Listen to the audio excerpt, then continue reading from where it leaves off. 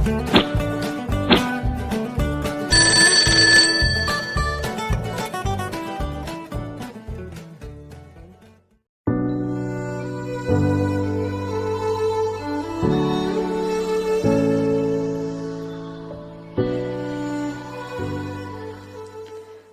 दोस्तों, स्वागत है आपके अपने YouTube channel artist Anjali Rathore में। मैं अंजलि राठौर आज भारतीय चित्रकार राजा रवि वर्मा के बारे में हम बात करेंगे, उनके बारे में हम पढ़ेंगे। राजा रवि वर्मा बहुत ही अच्छे चित्रकार थे और ये भारतीय चित्रकार थे और इनका जन्म केरल के किल्लीमानूर में 1848 में हुआ था। ये जो है ये राजा रवि वर्मा जी हैं। आज हम इनके बारे में आज के इस वीडियो में हम राजा रवि वर्मा के बारे में पढ़ने जा रहे हैं। तो चलिए स्टार्ट करते हैं। दोस्तों, राजा रवि वर्मा का जन्म 29 अप्रैल सन 1848 ईस्वी को केरल के एक गांव किल्लीमानूर में हुआ था। उनके पिता का नाम नीलकंठ दोस्तों उनके पिता का नाम था नीलकंठन भट्ट त्रिपद। नीलकंठन त्रिपद जी पारंगत विद्वान थे और केरल के एर्नाकुलम जो जिला है वहाँ से ताल्लुक़ रखते थे।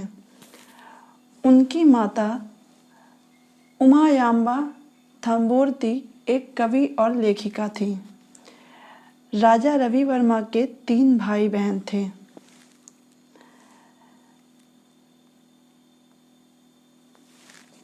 गोदा वर्मा राजा वर्मा भाई थे और मंगलाबाई बहन थी। मरुमक्का थायम प्रथा के अनुसार उनके मामा का नाम रवि वर्मा के आगे जोड़ दिया गया, जिससे उनका नाम राजा रवि वर्मा हो गया। दोस्तों, इसके अलावा एक बात यह भी थी कि जो बड़ौदा के नरेश थे, बड़ौदा जो कि गुजरात में स्थित है, उन्होंने भी यह नाम दिया था, राजा रवि वर्मा। दोस्तों, राजा रवि वर्मा की रुचि बाल्यकाल से ही चित्रकला में रही है। एक बार इनके मामा श्री राजा वर्मा भगवान विष्णु का चित्र बनाकर उसमें रंग भर रहे थे। बीच में उठकर किसी कारणवश उनको अचानक कोई काम आ गया और वो बाहर चले गए। तब बालक रवि वर्मा ने उसे पूरा कर दिया। वह नीचे गरुड़ का चित्र भी अंकित कर दिया, एक्स्ट्रा उसमें गरुड़ का चित्र ऐड कर दिया और उसमें रंग भी भर दिया था। उनके मामा श्री जब लौट के आए, वो अभिभूत हो गए, वो प्रसन्न हो गए थे। राजा रवि वर्मा के मामा जी तंजौर पद्धत में चित्र बनाते थे। तो वो किस में बनाते थे? तंजौर पद्धत में। राजा रवि वर्मा के मामा जी तंजौर पद्धत में चित्र बनाते थे और इसका राजा रवि वर्मा पर इसका गहरा प्रभाव पड़ा था। राजा रवि वर्मा के त्रावणकोर राजघराने से घनिष्ठ संबंध थे। दोस्तों, इसीलिए इनकी शिक्षा दीक्षा जो है संस्कृत में हुई थी। बाल्यकाल से ही उन्हें रामायण, महाभारत, कालिदास के ग्रंथों का अध्ययन करवाया गया, परंतु संस्कृत भाषा जो है इनकी समझ से परे रही। इन्हें संस्कृत भाषा में कोई रुचि नहीं थी और उन्हें समझ में नहीं आता था। राजा रवि वर्मा की रुचि केवल चित्रकला में ही थी। 14 वर्ष की आयु प्राप्त करते करते वे एक सिद्धस्थ कलाकार बन गए। राजा रवि वर्मा 14 वर्ष की आयु प्राप्त करते करते वे एक सिद्धस्थ कलाकार भी बन गए थे। राजा रवि वर्मा ने किसी कला महाविद्यालय दोस्तों राजा रवि वर्मा ने किसी कला महाविद्यालय अथवा संस्थान से कला की विधिवत शिक्षा प्राप्त नहीं की थी। उन्होंने कोई भी इंस्टीट्यूट ज्वाइन नहीं किया था चित्रकला सीखने के लिए। मदुरै में उन्होंने चित्रकारी के मूल तत्व सीखे थे। तो राजा रवि वर्मा ने कहाँ सीखे थे चित्रकारी के मूल तत्व? तो उन्होंने मदुरई में सीखे थे। ये यूजीसी नेट के लिए बेहद इम्पॉर्टेंट है। तो दोस्तों आप इसकी विधिवत नोट्स बना लीजिएगा, और अगर आपको कोई भी जानकारी या फिर कोई भी प्रॉब्लम हो तो आप हमें कमेंट बॉक्स में पूछ सकते हैं। दोस्तों बाद में राजा रवि वर्मा ने रामास्वामी नायडू जो कि आलमगीरी के नाम से जाने जाते हैं, उन्होंने वाटर पेंटिंग में, और डच चित्रकार थियोडोर जेन्सन ने ऑयल पेंटिंग में प्रशिक्षण दिया था। तो दोस्तों वाटर पेंटिंग में किसने प्रशिक्षण दिया था राजा रवि वर्मा को? तो आलमगीरी रामास्वामी नायडू ने दिया था, वाटर पेंटिंग में प्रशिक्षण दिया था। और ऑयल पेंटिंग का प्रशिक्षण जो दिया था वो थे थियोडोर जेन्सन। इन्होंने ऑयल पेंटिंग का प्रशिक्षण दिया था राजा रवि वर्मा को। ये आलमगीरी नायडू को अपना गुरु मानते थे। राजा रवि वर्मा अपना गुरु किसे मानते थे? तो वो आलमगीरी नायडू को अपना गुरु मानते थे।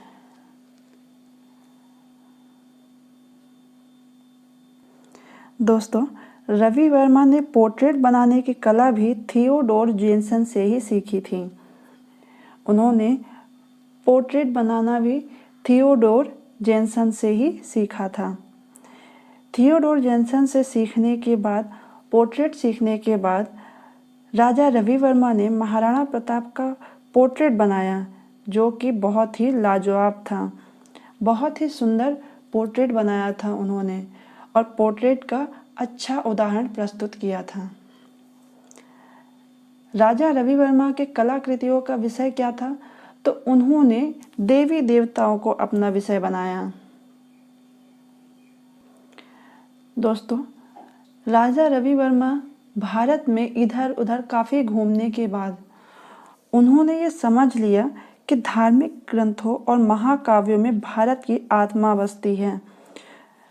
इसके बाद राजा रवि वर्मा ने फैसला लिया कि वे इन ग्रंथों के चरित्रों की पेंटिंग बनाएंगे। ग्रंथों में जो पात्र हुआ करते थे, जो चरित्र हुआ करते थे, उनकी पेंटिंग बनाने का इन्होंने फैसला लिया। किसने फैसला लिया? राजा रवि वर्मा ने। दोस्तों एक एक पॉइंट को हम आपको लेके आए हैं, तो आप उसे ध्यान से सुनिएगा। और जो चीज़ें सुनने से याद होती हैं वो उतना ज़्यादा लिखने से नहीं याद होती है। तो आप उसे बार बार देखिएगा, वीडियो को 3-4 बार देखिएगा तो आपको चीज़ें क्लियर हो जाएंगी। राजा रवि वर्मा ऐसे पहले चित्रकार थे जिन्होंने हिंदी देवी देवताओं को आम इंसान जैसा दिखाया था। इसके पहले ऐसा कोई चित्रकार नहीं हुआ जिसने हिंदी देवी देवताओं को आम इंसानों के जैसा दिखाया हो। राजा रवि वर्मा ने प्रिंटिंग प्रेस की भी स्थापना की थी। दोस्तों राजा रवि वर्मा के तैल चित्रों की बहुत मांग थी, अतः सर माधवराज की सहायता से, किसकी सहायता से ये याद रखिएगा, बहुत इम्पोर्टेंट है।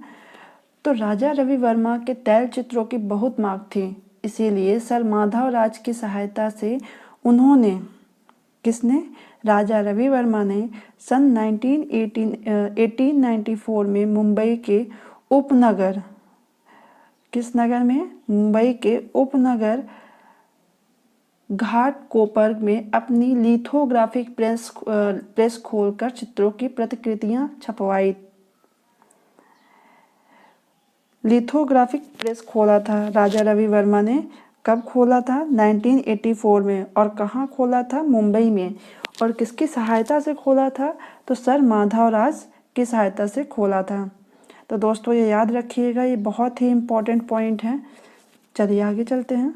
तो दोस्तों जब लिथोग्राफिक प्रेस खोल लिया था राजा रवि वर्मा ने, तो उनकी जो पेंटिंग्स थी वो सस्ती हो गई थी। ये घर घर जो प्रतिकृतियाँ उन्होंने छपवाई थी, तो ये लोगों के पास पहुंचने लग गई थी, आम जन तक पहुंचने लग गई थी। दादा साहब फाल्के का प्रोत्साहन। तो दोस्तों आप सभी जानते होंगे कि दादा साहब फाल्के कौन हैं। दादा साहब फाल्के फिल्म जगत से ताल्लुक़ रखते हैं और इन्होंने प्रोत्साहन दिया था। दोस्तों, दादा साहब फाल्के ने गुजरात के गोधरा से फोटोग्राफर के तौर पर शुरुआत की थी। बाद में वे बड़ौदा आ गए थे। वहाँ पर उन्होंने पेंटिंग और फोटोग्राफी की शिक्षा हासिल की थी। कहाँ पर? बड़ौदा में हासिल की थी। बाद में दादा साहब फाल्के को राजा रवि वर्मा के प्रेस में नौकरी मिल गई थी। उन्होंने राजा रवि वर्मा ने जो मुंबई में लिथोग्राफिक प्रेस खोला था, वहाँ पर दादा साहब फाल्के को नौकरी मिल गई थी। इसी दौरान राजा रवि वर्मा से परिचय हुआ था दादा साहब फाल्के का। दोस्तों, राजा रवि वर्मा का विवादों से लंबा नाता रहा। एम.एफ. हुसैन को आप सभी जानते होंगे, जो कि बहुत ही बड़े चित्रकार रहे हैं, भारतीय चित्रकार रहे हैं। एम.एफ. हुसैन ने जो परेशानी झेली थी, वही परेशानी राजा रवि वर्मा को भी झेलनी पड़ी थी। दोस्तों, एम.एफ. हुसैन ने भारतीय देवी देवताओं पर पेंटिंग बनाई थी, जो कि अर्धनग्न थी। इनकी विवादित पेंटिंग को लेकर भारत के कई हिस्सों में उग्र प्रदर्शन हुए। इसी तरीके से राजा रवि वर्मा को विवादों से घिरे हुए थे। राजा रवि वर्मा ने भी यही किया था।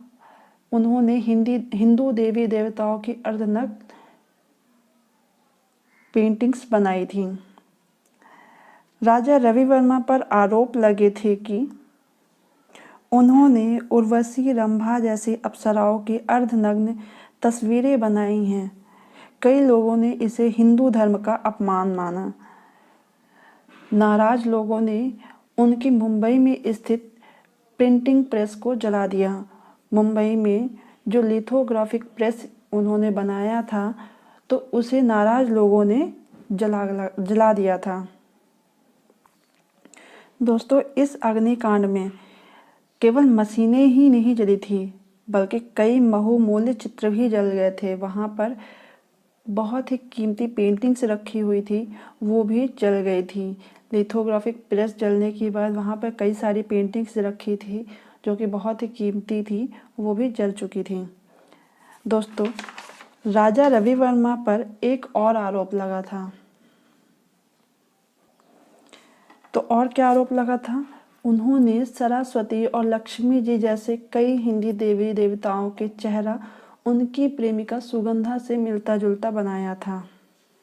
तो दोस्तों, इन पर एक और आरोप क्या लगा था? इन्होंने लक्ष्मी, सरस्वती जैसी कई हिंदू देवी देवताओं का चेहरा उनकी प्रेमिका सुगंधा से मिलता जुलता बनाया था। दोस्तों, लोगों का मानना था कि रवि वर्मा अपने चित्र और पोर्ट्रेट बनाने के लिए सुगंधा की सहायता लिया करते थे। दोस्तों, सुगंधा नामक यह लड़की किसी वेश्या की बेटी बताई गई है। कट्टरपंथियों ने इसे लेकर उन पर हिंदू धर्म को अपवित्र करने का आरोप लगाया था। दोस्तों, अवनींद्र नाथ टैगोर, जो कि भारतीय चित्रकार थे, अवनींद्र नाथ टैगोर सहित बंगाल स्कूल के कई चित्रकारों ने राजा रवि वर्मा को चित्रकार मानने से इनकार कर दिया था, क्योंकि वे यूरोपीय तकनीक से भारतीय चरित्रों के चित्र बनाया करते थे। सन 2014 में हिंदी फिल्म निर्देशक केतन मेहता ने राजा रवि वर्मा के जीवन पर एक फिल्म बनाई। दोस्तों, ये याद रखिएगा, ये एग्ज़ाम में पूछा जाता है कि राजा रवि वर्मा पर जो फिल्म बनी थी उसका नाम क्या था, उस फिल्म को किसने बनाई थी? तो उस फिल्म को केतन मेहता ने बनाई थी। दोस्तों, राजा रवि वर्मा की भूमिका अभिनेता जो रणदीप हुड्डा ने निभाई थी। इस फिल्म की अभिनेत्री थी नंदना सेन। दोस्तों, यह फिल्म हिंदी और अंग्रेजी भाषाओं में बनाई गई। इस फिल्म का अंग्रेजी नाम है कलर ऑफ पैशंस। दोस्तों, राजा रवि वर्मा पर जो पिक्चर बनी, जो मूवी बनी, उस फिल्म का अंग्रेजी नाम है कलर ऑफ पेशेंस और हिंदी में नाम है रंग रसिया। राजा रवि वर्मा पर मलयालम फिल्म भी बनी थी जिसका नाम था मकरा मंजू। मकरा मंजू में भी राजा रवि वर्मा का जीवन दिखाया गया था। दोस्तों, मशहूर चलचित्रकार संतोष सिवान ने इस फिल्म में राजा रवि वर्मा का किरदार निभाया है। दोस्तों, विश्व की सबसे महंगी साड़ी राजा रवि वर्मा इस महान चित्रकार के चित्रों की नकल से बनी है। विश्व की सबसे महंगी साड़ी जो कि आज बहुत ज़्यादा मूल्यवान है। तो दोस्तों, ये राजा रवि वर्मा के चित्रों से ही लिया गया है। दोस्तों, विश्व की सबसे महंगी साड़ी है वो राजा रवि वर्मा के चित्रों की नकल से सुसज्जित है। इसमें 12 रत्नों व धातुओं से सुसज्जित है जिसकी कीमत है 40 लाख रुपए। इस महंगी साड़ी की जो कीमत है वो है 40 लाख रुपए। यह sari Limca book of world record में दुनिया की महंगी साड़ी के तौर पर शामिल है। दोस्तों, चलिए अब हम बात करते हैं कि राजा रवि वर्मा को सम्मान कौन कौन से प्राप्त हुए थे। तो दोस्तों, राजा रवि वर्मा को 56 साल की उम्र में 56 साल की उम्र में 1904 में जब देश का शीर्ष सम्मान केसर ए हिंद दिया गया था। दोस्तों, केसर ए हिंद जो है यह सम्मान आज के ज़माने में जो भारत रत्न की तरह माना जाता है, वो उस टाइम पे केसर ए हिंद माना जाता था। दोस्तों, केसर ए हिंद सम्मान पाने वाले राजा रवि वर्मा पहले कलाकार थे। सन 2013 में बुध ग्रह पर एक क्रेटर ज्वालामुखी का मुख का नाम जो है इनके नाम पर रखा गया था। किसके नाम पर? राजा रवि वर्मा के नाम पर रखा गया था। दोस्तों, केरल सरकार ने राजा रवि वर्मा पुरस्कारम की स्थापना की थी। राजा रवि वर्मा का देहांत 2 अक्टूबर 1906 को तिरुवनंतपुरम में हुआ था। दोस्तों, ये याद रखिएगा कि राजा रवि वर्मा का देहांत कब हुआ था? तो 2 अक्टूबर 1906 को तिरुवनंतपुरम में हुआ था। दोस्तों, अब हम देखते हैं कि राजा रवि वर्मा के आर्ट वर्क्स कौन कौन से हैं। राजा रवि वर्मा ने कौन कौन सी कलाकृतियाँ बनाई थी? तो दोस्तों, राजा रवि वर्मा ने शकुंतला का दुष्यंत के नाम पत्र लेखन उनकी सर्वेक्षण कृति है। यह चित्र ड्यूक ऑफ बकिंघम ने खरीदा था। तो किसने खरीदा था? ड्यूक ऑफ बकिंघम ने खरीदा था शकुंतला का दुष्यंत के नाम पत्र लेखन। नायर महिला बालों को चमेली के हार से गुथती हुई। दोस्तों, राजा रवि वर्मा ने एक चित्र बनाया था जिसमें नायर महिला बालों को चमेली के हार से गुथती हुई दिखाई गई है। एक चित्र है शरबत बजाती हुई एक तमिल युवती, विचार मग्न युवती, दमयंती हंसा, संभाषण, संगीत सभा, अर्जुन व सुभद्रा, फल लेने जा रही स्त्री, विरह व्याकुल युवती, तंतुवाद्य वादक स्त्री, शकुंतला, सत्यवादी राजा हरिश्चंद्र, रावण और जटायु, सिंगार उदयपुर का किला। एक सिंगार कलाकृति है और दूसरा है उदयपुर का किला। वामन अवतार, कुलीन महिलाएं, गंगावतरण, राम द्वारा समुद्र का मानभंग, व्यक्ति चित्र, महाराणा प्रताप।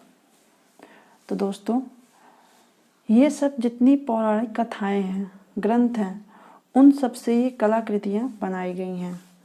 तो दोस्तों आज के लिए सिर्फ इतना ही। भारतीय चित्रकारों की इस सीरीज में हमने जो पहले चित्रकार लिए थे भारतीय चित्रकार, वो हैं राजा रवि वर्मा। राजा रवि वर्मा बहुत ही अच्छे भारतीय चित्रकार थे। उन्हें कई सम्मान मिले थे। राजा रवि वर्मा का जन्म केरल के किन्नी मानूर में 1848 में हुआ था। तो दोस्तों नेक्स्ट वीडियो में हम दूसरे भारतीय चित्रकार के बारे में जानकारी लेकर आएंगे। तो आज के लिए सिर्फ इतना ही। नेक्स्ट वीडियो में हम जल्दी ही मिलेंगे। तो प्लीज़ आप अगर नए यूज़र हैं तो आप हमारे चैनल को सब्सक्राइब कर लें, बेल आइकॉन की बटन ऑन कर लें ताकि न्यू अपलोड होने वाली वीडियो आपको मिल सके। धन्यवाद।